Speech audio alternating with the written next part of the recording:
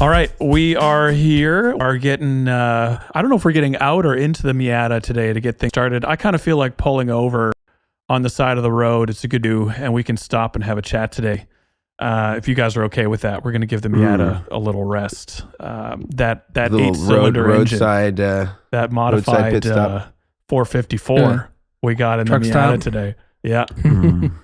It needs a rest. So we're going to chat today. We're going to have a good chat today on what does it actually look like for those of you listening and curious to basically be a rig builder full time. So if you have ever thought, like, man, it would be awesome to do rig building. I've built my own rig, 14 times now in the past 3 months. I'm getting the hang of it. What does it actually take if you wanted to do this, get paid for it? The unforeseen jobs, tasks, costs, all of that type of thing that you need to get into. That, I know for myself, there are more things than not that I now have to do that I just never even thought, it didn't even cross my mind that it would be part of the job of building rigs. And for me, and I know for Mason, this would include things that are related to manufacturing product as well. So it's not just rigs, whereas Brian, for the most part, you are more than busy enough. You've cracked the code on how to just, do rigs full time.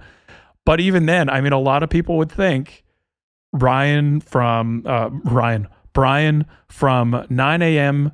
to 5 p.m. builds rigs nonstop, and that's what he does. But the reality of that is much different. And so I don't know if you guys have any preliminary thoughts before we kind of get into this, but I don't know. Did you guys kind of foresee your current job role as what it stands today? And like, yeah, I actually did a lot better than Grant. Grant, you should have thought this through a little bit better and seen this coming. Like, what are I don't know, a couple of the unforeseen things that you guys maybe didn't predict when you were early on in your business and what it looks like today?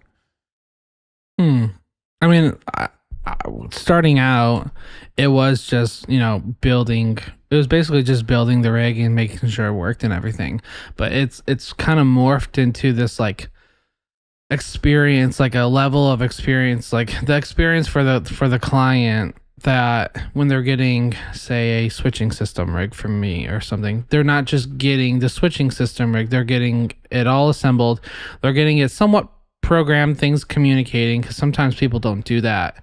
And then they're also getting I have overhead cameras. I do an overhead tutorial video linked with, Logic for amp sim stuff, so I can play through the whole rig. Graphic overlays on the videos, transitions, music. There's all these things that I'll put into, and it may be an extra 2 hours worth of work for me, but it saves a lot of phone calls. So there's stuff like that I just don't think I've ever expected. Like, did I ever expect to be filming tutorial videos and learning video editing on my days off, and learning graphic editing and motion, what's it called, like the motion I don't know. Oh, stop motion? Whatever it's called. Stop motion. All these different things that I've done just kind of make it a fun experience. Yeah. Animated graphics too. So like there's just a lot of stuff I didn't think I'd ever do. Like 9 to 5 or even earlier sometimes, 7 to 5 sometimes, depending on the day. It's not just I'm plugging in cables and wiring ports. Like there's so many other things that I'm doing on top of UPS runs or FedEx runs and stuff. So yeah, it's a lot more than I was expecting. From our in-person, they're not close, or some of them are not close for Brian. No, they're not. One of them is like over half an hour away. So it's like one way, it's half an hour. So that's it's so just crazy. This is the Yeah. beauty of living in an urban city where I think that there's like 3 FedExes within like 2 miles. I could just choose wish. which one. Well, it's when Brian lives on a cattle ranch with 10,000 head of cattle. I mean, it's 20 minutes just to go down his driveway. That's where he gives up. He has a plethora of T-bones at his availability, but he can't. Trying to fit a 48 by 28 pedal board on the back of his Clydesdale, like that in and of itself is tricky. Yeah, it's rough. It's rough. What about you, Mason? Anything like to get us started off that something that stands out as being unforeseen? I'm trying to put myself in the mindset of where I would have been when I started building pedal boards. It should be said as a disclaimer that I do not build pedal boards professionally and haven't for over 5 years, maybe more. But I'm trying to think of things that were like sort of surprises to me. Well, I think from a new perspective of somebody who's getting into it, I think, as you both sort of alluded to, that I thought that the majority of my time would sort of be like building the widget, so assembling the pedal board and doing the rig build from start to finish. But the reality is that you needed to know how to use things like QuickBooks accounting. You had to learn how to collect the money that you earned by way of the build. And you started to learn that maybe you needed to have contracts so that there was a really clear idea or a really clear sense of what your particular job was, and that was spelled out very explicitly, and the customer understood that in advance of the build, or they understood the payment schedules, because invariably these things become murky depending on the person that you're working with and what their expectations are or what they're used to. And having all that stuff really clearly spelled out, I think, became more and more important for me, so that there was, again, a really clear delineation of expectations on both sides. And so it sort of removed any ambiguity at the end of the project.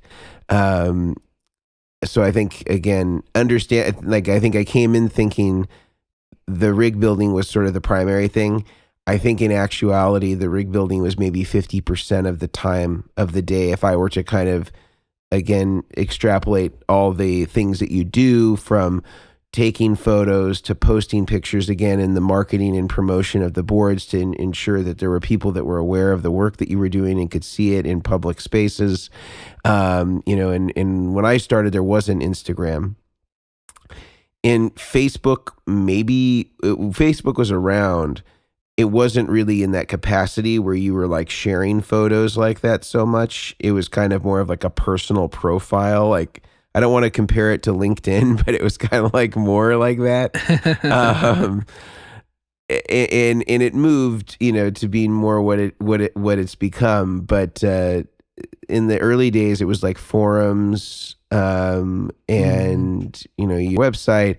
YouTube was around, so if you ever did a rig rundown type of thing, I remember I didn't know how to edit either, and so I remember that I would maybe do more than one take because I would want to get the flow in a single take because I didn't know how to edit it. I just knew how to like start it and stop it, and so if I would upload something, I had to make sure that I did it in one take.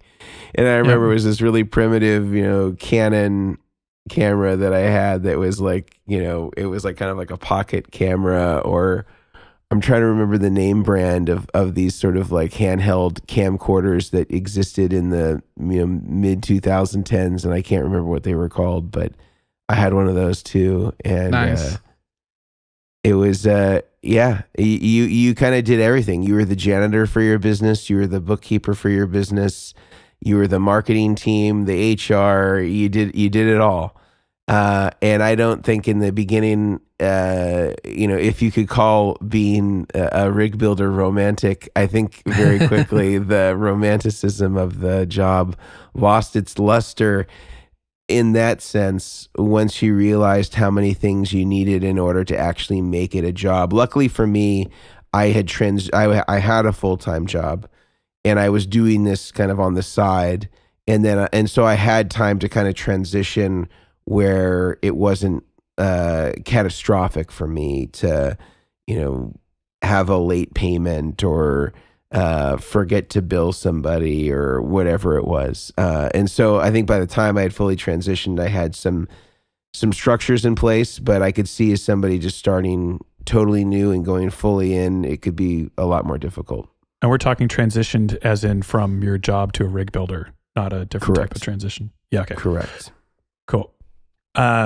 Let's talk here, because there are so many things that I didn't see coming, like I mentioned before. And I want to say from the outset of this podcast, this is 100% not a podcast to dissuade you from becoming a rig builder. Because I have to say, and rig building for me is such a small percentage of what I do now. It's more into training, and even that has morphed over time.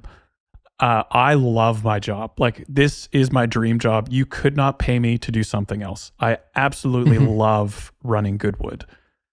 But what I want this podcast to be is an expectation setter for, I know like a lot of people do this on the side and they do it for friends and for fun.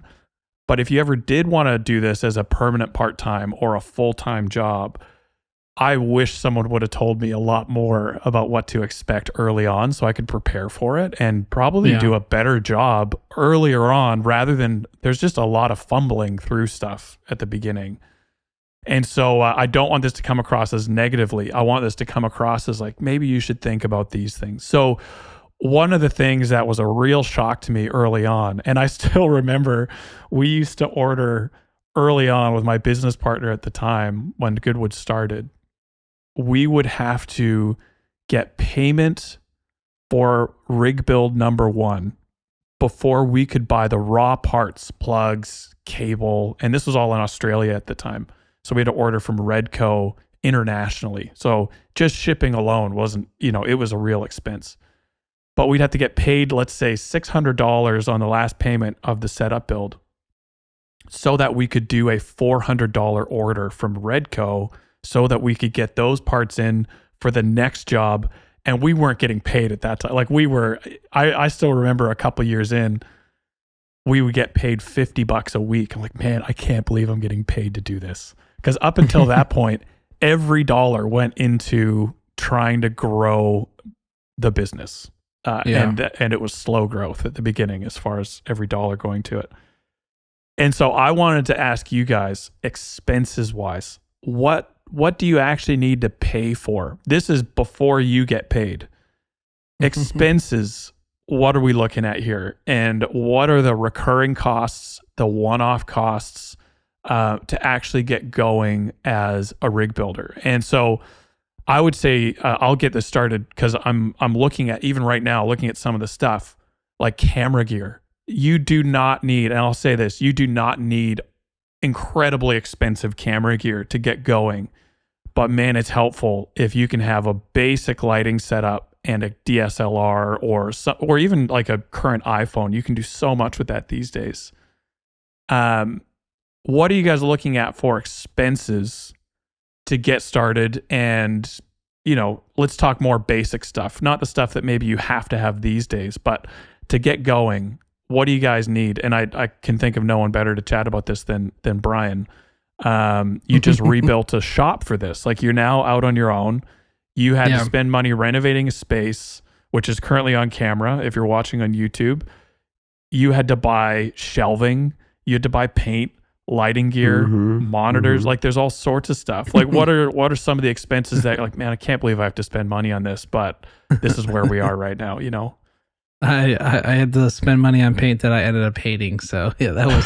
If anybody wants to know what the Bear paint number is, it's day old guac. Yeah, day old guac for sure. DOG for short. Yeah, the dog color. I mean, like if I strip back all of the fancy like gadgets that now just make my normal day-to-day much easier. Like, I have these two brother P-Touch label makers, these two black ones over here. That's necessary. They're necessary, but back in the day, when I started doing this, I had the small brothers one, and it was this little white guy, and it worked fine.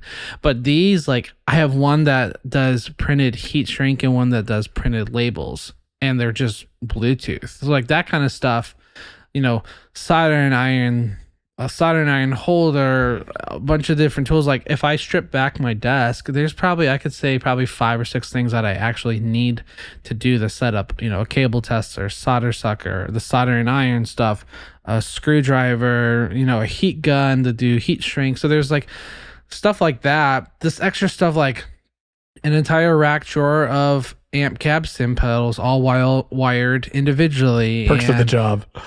You know, KRK speakers to do video editing, and I have a third TV monitor display up here. Like I have all these things I don't need.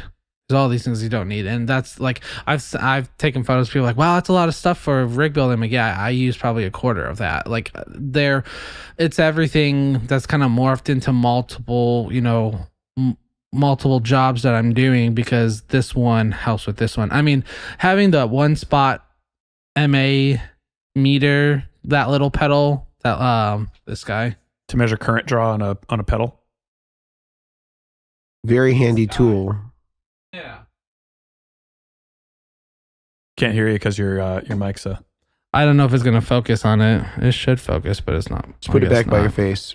Put it back by your face. There you go. Yeah. So this thing, for people that are listening, it's a little pedal-sized box, and you plug in a tap from your power supply, and then another tap out to the pedal, and it tells you how much current it draws. So handy. Mhm. I've used that. I mean, I've used that a bunch of like those are things I've used, and those are cheap. But there's also stuff I didn't think about needing. It's like I didn't know I would need a scale to weigh packages when they ship out. Like, because let me tell you, when you start guessing on the weight and you ship off a package and the package gets rescanned and reweighed and you find out you owe like an extra $40 in shipping, you're like, well, shoot. Like stuff like that. Like to be as accurate on weight and stuff. So yeah, I mean, I'm a little bougie. I have 2 heat guns. I have a corded and cordless heat gun. Yeah, well, because of where I am, where I'm located, I don't just have people always come to my new place. It's just. So is the cordless one to drive people away? Like you just run out in front of your house, like get out of here, stop, leave, go. No, so I have this DeWalt one that I take if I have a client in Dallas or something, and he's like, "Oh yeah, I'm in with a whatever. Can you do this?" So I'll take a couple of my cordless tools. So yeah, there's a smoke sucker, solder sucker, soldering gun, heat gun, a couple tools. And you're probably looking at stripper. what I would guess you're looking at what $700 US, give or take, to get the basic a decent quality basic set of tools to get going on soldering all your own cables and doing the rig build stuff. Yeah, I think when I started, Radio Shack was around, so I think I got like the really basic like heat needle with it was connected to a 2-prong cable, so I didn't have like the Weller one that I have now where you can actually adjust the temperature. This was just like a fixed one and came on this really janky little baby stand, and like I had that, and I think I spent maybe $100 or $200 on stuff when I first started out, because there's little things you like, you know, like the wire strippers. Like I have these ones, so they actually will pull apart all sorts of different gauges. But then there's even stuff like mini screwdrivers or Allen wrenches. There's just a bunch of different stuff, because like the new Creation stuff on the side panels, they use Allen keys. And unless you want to keep 100 of these Allen keys they send you, I just have multi-tools. So yeah, I would say probably between $550 and $650, I think, just to get really good quality stuff. Because the last thing you want to do is be building and then your soldering iron stop working and you have to wait, and you can't just go to Home Depot or go to some of these places. Like, yeah, Amazon is great because I can get it next day because it's shipping from a warehouse or whatever. But like, I can't just go to Walmart, which is literally walking distance from my house, to get it. So yeah, that's what I would say.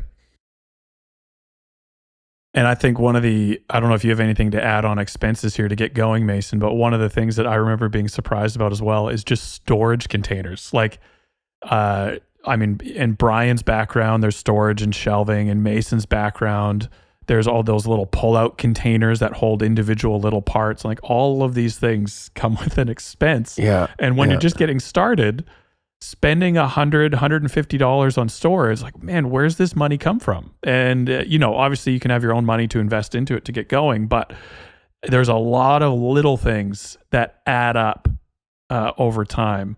And Brian is holding up here for those listening. Is that a gold-plated storage container, engraved, customized by Brian? Oh, and diamonds as well no, it's just a black plastic container here. So it's crazy about this is just Uline. This is from Uline. This is like their biggest one, the S15647. And if you're building rigs, you'll become very familiar with Uline for boxes. Man, it's so helpful.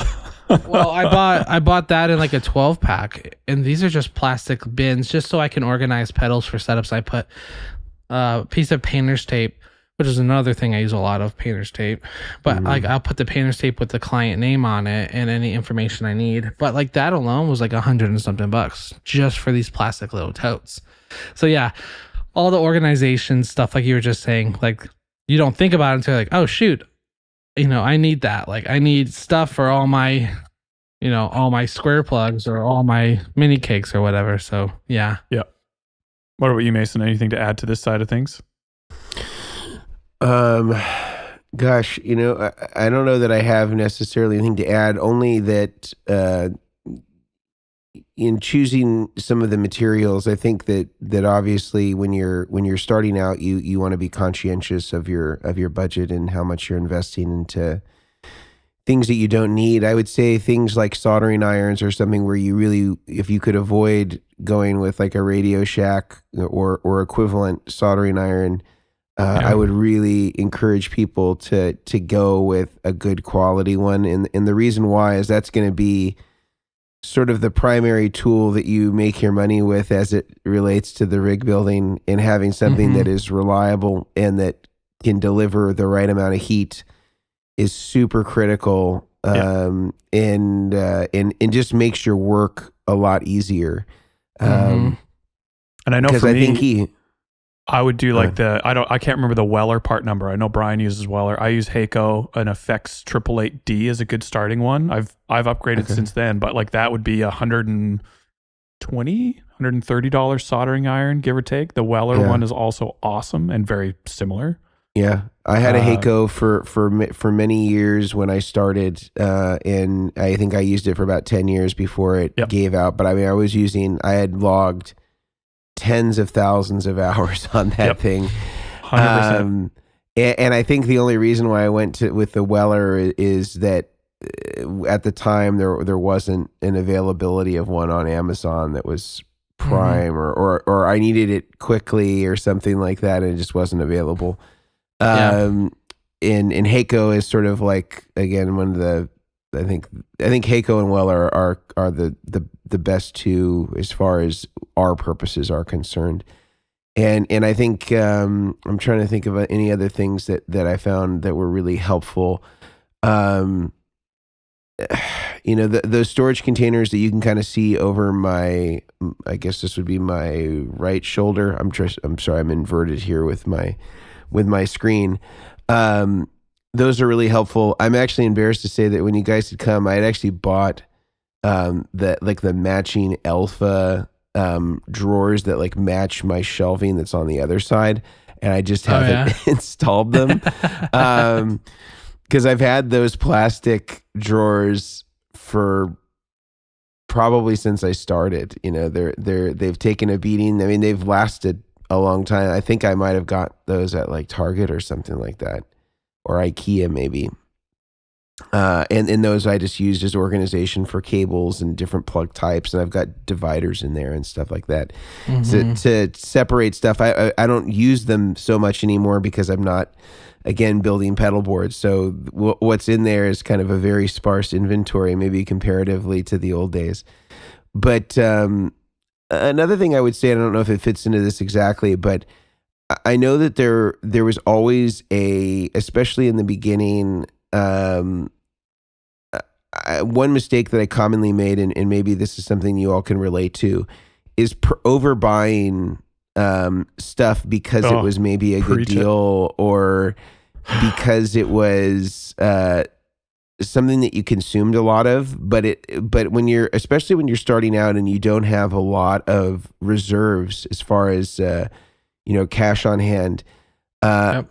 I can remember instances where like I overbought too many plugs, or I overbought certain part numbers that were in quantities that would take me a year to go through, and it ended up tying up a lot of money in one thing. And I think that one thing that was really valuable for me to learn early on is that not necessarily that you're buying the parts just for the job that you're on, but maybe not buying too many jobs beyond where you are. And I know that can be difficult in some cases because there can be certain parts that can be difficult to source. And so sometimes the anxiety of not having something available can be problematic. This is also why I would say you should have backups for every part that you use. You should have an alternate source part that you use. And maybe have more than one part number that you're comfortable with working with in the event that you can't work with the part that you're normally used to, that you've already vetted. And I really didn't find this to be that problematic, with exception to 2.1 millimeter barrel DC plugs.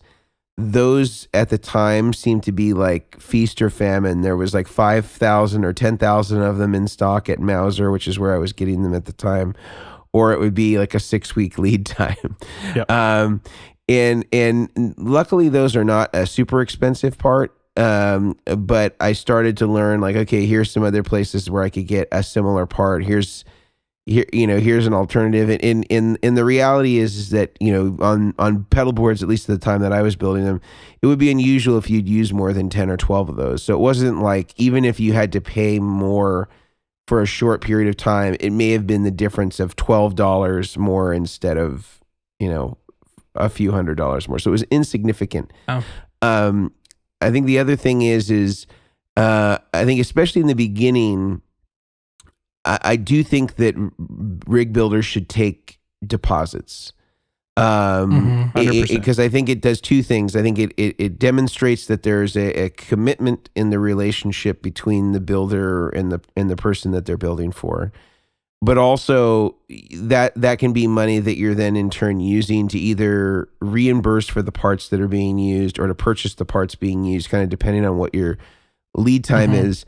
And I think the thing to be very careful of, and I think that this is where a lot of people get into trouble, is that they get used to using the incoming cash as money that's available for them, and they're not basically impounding it. And so I got into a really strict method where I opened multiple bank accounts, and I used one as basically an escrow account. So I never touched that money until the job was complete, because I wanted to ensure that I wasn't operating with everyday cash that wasn't actually cash that was available to me, that was profit. And so, obviously this escrow account would pay out for parts, but it would never pay out for labor until or any sort of, if there was any sort of markup on any of the parts, it wouldn't pay out until then. I also think that some rig builders that I've spoken to, they don't feel that it's fair for them to charge market rate for parts, and that they want to charge them like their actual costs. And I think that that's really noble. But I think if anybody is going out to buy those parts and supply them to you, they're going to be paying the market rate, even if you're getting it at some sort of slight discount. And typically for like plugs and stuff like that, even if you do have a relationship with Creation or Square Plugs or whoever it is that's supplying these parts, it's generally not at the margin of like, the difference of a dealer buying a guitar pedal or an amp or something like that. It's not in the 30% range. It's usually like 10% or something that's fairly nominal. Yeah. And I think that the thing that I've seen examples where people have lost money because they're not considering building in the cost of shipping and all these other things that are just part of getting the parts landed to you. So I think that, again, in any sort of contractual agreement that you have with your customer up front, it should spell out, like that, the rate that you're charging for parts is market rate, or if that's already quoted, you're quoting them at what the market rate is. So like if you go and you buy a quantity of whatever it is that you're going to need for their board, let's say 30 pieces, and it's $349 a plug, you're charging $349 a plug, even if you're buying it at $249. I think that that's expected, and that would be standard across any industry. But I've seen some people that are like, oh, I want to give them this great deal. But also, like, your business has to survive. I think, and especially in the early days. And I think if somebody doesn't understand that, you can find people that will build you a rig at a nominal rate, but it usually is commensurate with their level of experience and the quality of the work. So that's just something that they may need to figure out, and it's kind of none of your business if that's kind of what they're looking for. So I'll turn it over. I've talked enough about this. I think it's a valid point. I've had guys chat to me in the past about even guys I've wanted to hire, or guys I've heard like what they charge per hour, and it's very low. But I think a lot of times people don't understand that the money the business makes. So in my case, Goodwood Audio, what Goodwood Audio charges for a rig per hour is not what I am taking home as Grant. That is wildly different. I wish I took home the hourly rate that Goodwood charged per hour. It's just not going to happen, because there are so many expenses between the point of received payment from the customer and the point of my payroll as the employee of Goodwood Audio. And so when you're like, well, I don't know why I need to charge more than $30 US an hour for a rig build. Well, let's say the rig build takes you 10 hours. Are you charging for packing up shipping? Are you charging for testing the board? Are you charging for quoting and all the quotes that you didn't actually win? Are you charging for your subscriptions, for your tax, your payroll, your tools, all of these things that are going to start chipping Utilities, away? Rent, everything. Like, it adds up so quick. Insurance. I was telling you guys before the podcast, I looked at my subscriptions, like what I pay for Adobe, what I pay my website to be hosted, their payment processing fees, credit cards, PayPal's fees, like all of this stuff. In the month of March, I spent over $600 just on subscriptions, just so I can run my business. And I audit those subscriptions. Like, I call them ruthlessly to make sure I'm not paying for something I don't need to be paying for. Yeah. And that's as low as I can currently get it. And so who's paying those subscriptions? Well, it comes out of my hourly rate and my profits, or my net, my gross profits, is it has to come out of an excess. And so when people charge $30 an hour, when you're just getting started, maybe you can justify that. But I would say if you are just getting started and have no experience rig building, but you're like, I'm into this, I'm going to learn it, I would not even consider charging less than $50 an hour. And very soon you're going to need to bump that to $75. And quickly after that, you're going to have to be up in the $90 to $100 range. And it's just like, if you want to do this seriously, the hourly rate needs to be able to sustain the business, and the business needs to be able to sustain your payroll, with a bunch of things vying for the profit in between. And it just adds up so quick. I really want to talk about, I really wanted to get into marketing and what it takes to market your business in a sea of rig builders and people that are also marketing. Before we get there, though, I want to throw it to Brian to talk about some of the sponsors that make this podcast and this conversation possible. Yeah. So our first sponsors are going to be the guys over at the Guitar Sanctuary in McKinney, Texas. Brian Meter and Shane and Taylor and Trey and everyone there. They are next level sales guys. They are great to get you what you need. They have on hand, thousands of pedals at a time, custom different guitars. They have really high-end stuff, great amp selection. They're located in McKinney, Texas. So go check them out. You won't be disappointed. They also have an on-site luthier that can do repairs and stuff. So if you got a new guitar and you got some fret buzz, he can handle that. He can also do all sorts of other body crack repairs, redo your frets. You can do all sorts of that kind of stuff. So go check them out. You won't be disappointed in McKinney, Texas. And next are going to be the guys over at Neural DSP.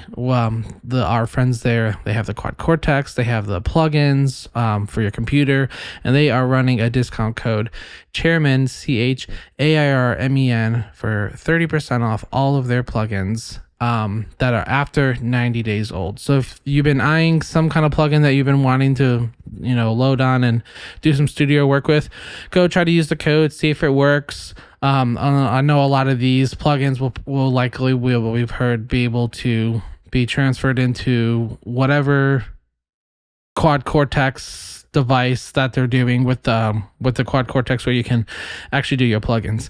So go pick them up. You won't be disappointed. Grant and Mason and we've been messing with their plugins and stuff, and they're fantastic. So you won't be disappointed. Go check them out at neuraldsp.com. Also, the Morgan the Amp Suite and the Cortex Control are available, so make sure to check them out today. Just a heads up, we just released Jubu Smith, guitarist behind the I think on the R&B guitarist Mount Rushmore, a guy who played with Tony for years in the 90s, Alicia Keys, among others, and has probably one of the most unique and copied styles in R&B guitar. We did a Quad Cortex preset with him that's nice. free on our Cortex Cloud. So check that out. It's based around a Roland JC 120, but like really musical, beautiful, clean tone. Sounded great. Nice room reverb. So if you just want a beautiful R&B clean sound, that will definitely get you to Tone Town with the click of a button. So check that out. Would you say it would jubify your tone? Definitely. Ooh. It'd be jubiful. Mm-hmm. Yeah, it would duplicate your name. When I grow up, I want to have 3 names, the same name, Brian. But they all have to be spelled differently. I know. I remember when we were together and you were showing us that video, and that's the one thing I noticed. Like, they're all spelled different, and there's 3 guys. Right, and I think there's exclamation point after each name. So Tony, the traditional spelling, exclamation point. Tony with an I, exclamation point, and then Tony with an E, exclamation point. I like it. A lot of Tonys, soon to be a lot of Brians. So yeah. If your mom is yelling for all 3 of you to come home for dinner, it's the emphasis on each Tony. It's right. The emphasis. I actually don't know the root of the name because none of them were named Tony. Oh, really? Oh, no. So there's a story there that needs to be explored. There must be. I do know Raphael Sadiq, so that I'll have to ask him that next time I see him. Please do. Yes. And you can report back. So I wanted to get into the marketing side. Let's think about this. We're just getting started as a rig builder. We need to get the word out that we have arrived. The rig builder services from ABC Rig Building Company are now available. What is the base level gear that you need? What platforms do you market on? And what are some of the things that could actually work and cut through the noise? And how much time do you actually have to spend doing this? Let's say you have, one rig build a month getting started. How much time is going to go into creating content, putting the content out there on the different platforms, all that type of thing? So like a few different aspects here. Let's start out with gear that you need, basics, not stuff that we might have now, but like basics. What do you have to get going? What do you think, Brian? Definitely a soldering iron, obviously. Sorry for camera type stuff. So we have done the rig specific. build. The rig build is done. Got it. And then what do you need to actually capture the content and do a half decent job without breaking the bank? You can get away really well with if you have an iPhone, or even I have a friend that has an Android and swears by the video quality. You have a friend of that has an Android. And you choose to be friends with this person. Okay. Yeah, okay, great. I know. Blue bubbles only, no green. I know. Well, it's funny. Our neighbor, they just got their kid an iPhone and they have Androids, and they're like, "What is the green and blue bubble?" And I was like, "Let me explain. It's easy." you're gonna want to sit down for this.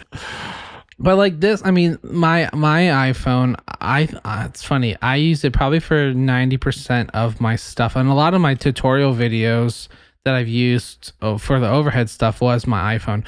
Obviously, I have a Sony and I have some other stuff now, but like starting off, you can get it really like the camera quality on the phones nowadays are so good. And if you're traveling or if you're doing something, you don't have to lug around an extra stuff. You don't have to have SD cards. You don't have, because this is like a terabyte or two or whatever of storage. So like, I don't have to carry around SD cards or external hard drives or any of that kind of stuff. So especially starting out, yeah, it's very like, it was like a phone, an iPhone. That's pretty much all I used. Love it. I think one of the other things that is pretty helpful these days is the IK Multimedia iRig. Mm-hmm. And it can kind of basically give you an alternate mic input, one or two, I think, depending on the one that you get. There's multiple iRig models, I think. And so you can actually get a very basic, lapel, or maybe you have a mic sitting around at home. And now that you know how to solder, because you're building rigs, you can create an adapter cable to make that work. But then you get all of a sudden much better audio quality that layers automatically into the video that you're recording on your phone if you needed it for that video. And so I think there's some cool tools like that where now you might not need to buy a full-on, interface to get your mic onto your iPhone, and then you need to externally edit the video and line up the audio. Like, that can all be bypassed when you're getting started. And so something like that as well could be really helpful. But I agree. I mean, even if we're talking Instagram, I mean, there's multiple platforms, obviously, you can decide to use and go down. But if you're talking Instagram, some of the best reels I've posted as far as engagement have been ones that I'm like, oh, it'd be cool to grab this. And 2 minutes later, the reel is up. It was a 7-second clip. And I did a free Photoshop iPhone. You can download the free app from Adobe for Photoshop on your phone. You can do really quick text overlay, quick edits on that, post that as your thumbnail, upload the thing. Like, in 10 minutes, you can have a short piece of content on Instagram. And it was all done with free apps, your iPhone, and text overlay, all free. And you can get great engagement that way. And so I don't think you need to have all the fancy gear to get started. What you do need, and Brian and Mason have done way better at this than I have, is you need, I think, to be persistent, review the content you posted in the past, see what's working, see what's not, and then be able to kind of audit your own process, tweak it, and then review. You need to be in a constant state of, review and changing. Like, you can't really get stuck into one way of doing things and just do that on repeat over and over again, because the algorithms change, unfortunately. And so if we're talking Instagram, I think that's one thing that you really do need to be able to dissect what you're doing and see what's working and what's not. I know for myself, I'm trying to get back into a lot of YouTube stuff, which out of the three of us, Mason, by far, you've gone the furthest here. Yeah. And the reason I personally love YouTube, I love to hear your thoughts, Mason, is if you're posting evergreen content that's going to still be relevant 5 years from now, YouTube doesn't penalize you so much as Instagram does for the age of the video. So I know I have some videos I posted a few years back and they're still doing quite well. Whereas you post something on Instagram and you look a couple years back and it's invisible. It no longer, metaphorically, it no longer exists to the algorithm. Whereas YouTube will still recommend videos if they're relevant to the viewer that are 3, 4, 10 years old. And so as far as, return on investment, YouTube is awesome. And that's my limited view of it. Mason, would you kind of enlighten us here a little bit? I agree that it's definitely has the propensity for more evergreen content, but I still think that the general arc of content is short. It's a fast ramp and then dies very quickly. Yeah. And I think it's probably predicated again around what it is that the content that you're posting.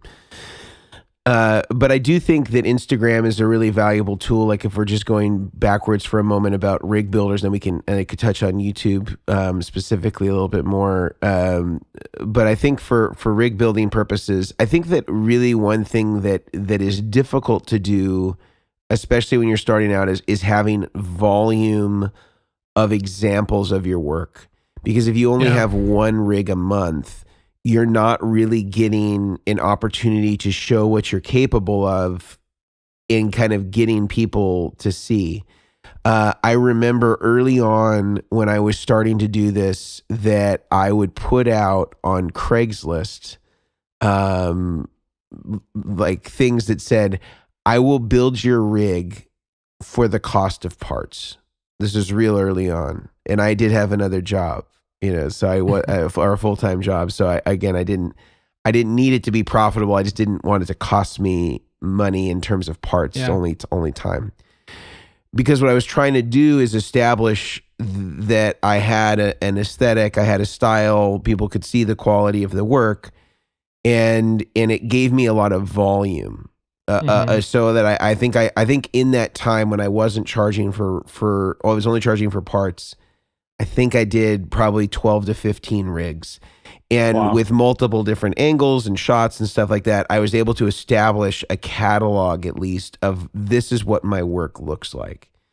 Yeah, and because to do that, right?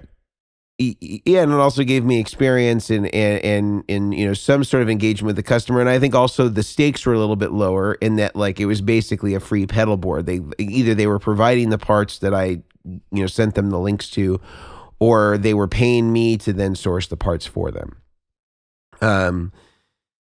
And I think that having that is really valuable. Another route that you could take too on this, just a quick aside, is I think it would be extremely valuable if you really were committed to doing this or really wanted to see if you were interested in doing this, is consider working for somebody that does this. And I know that there's not necessarily a rig builder in your particular area or locality, but there are many rig building companies that will hire contractors in certain regions to build rigs for them and will train you on their methodology and style. And you can use that to develop your own sense of style, and you can maybe learn some aspects of the business. And I say the same thing about people who want to get into building pedals. I wish that I had worked for somebody else for a number of years so that I understood a framework for how to run the business, because so much of this stuff you're learning on the job. You're building the plane as it's in the air, and so having somebody who has done this for some time, I think could be really valuable in either validating for you that this is what you want to do, or showing you that this is not something that you want to do and it's a terrible job, or whatever it may be. So I would just say that as a quick aside. I think as it relates to YouTube or Instagram, I do think that Grant's right. YouTube is really good if you're going to be doing evergreen content. Now, I think that from a rig builder perspective, this may not be something that you're going to have time for in the early days. But I think as you become more established and you have discretionary time, I think using YouTube as an avenue to talk about your techniques, to talk about the way that you go about your builds, as much as that might seem that it could be undermining your business by showing your secrets. I think for the most part, people who are motivated to build a rig themselves are probably not going to be interested in your services anyway. It's not like they were going to be your customer and then they watched your video and they're like, oh, I don't need Brian or I don't need Grant because they just showed me their best secrets. That person generally is not going to be motivated by those videos to then go ahead and do it themselves. Maybe it will, but I would think that this would be a really low probability. I think the people that are wanting to pay for this service and have it done, it's because they don't have the luxury of time. They don't have the luxury of learning the skills necessary to build it. They would rather delegate that to somebody to build for them. I think what it does do, though, for even that person who is likely to have you build, is it gives you credibility, and it gives you it creates a relationship with the customer where they're seeing that you're giving something back. And I think that that's also showing them that you know what you're doing. So by way of hiring you, you're getting somebody who really understands these certain skills, whether that's how to do an assembly or how to do a layout or how to run cables or how to solder cables or whatever it may be.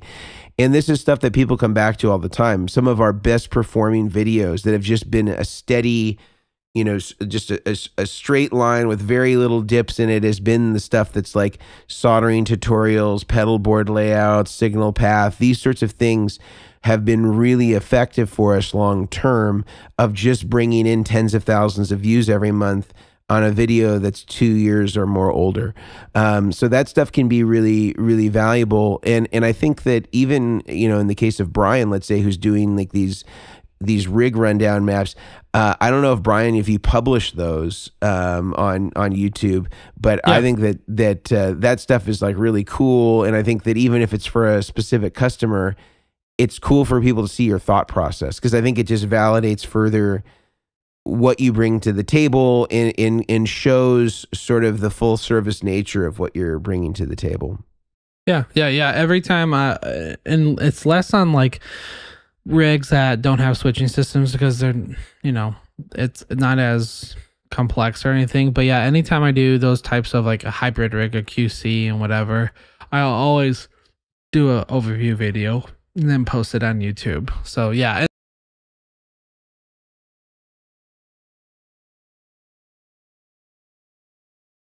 Hour and a half of pedal. That's ridiculous. Like when you're in the context, especially at a bigger board, everything takes longer. Wiring up one MIDI pedal in one loop on a small board is much quicker than wiring up that same MIDI pedal in the context of a whole bunch of other pedals beside it. It just takes a lot of time.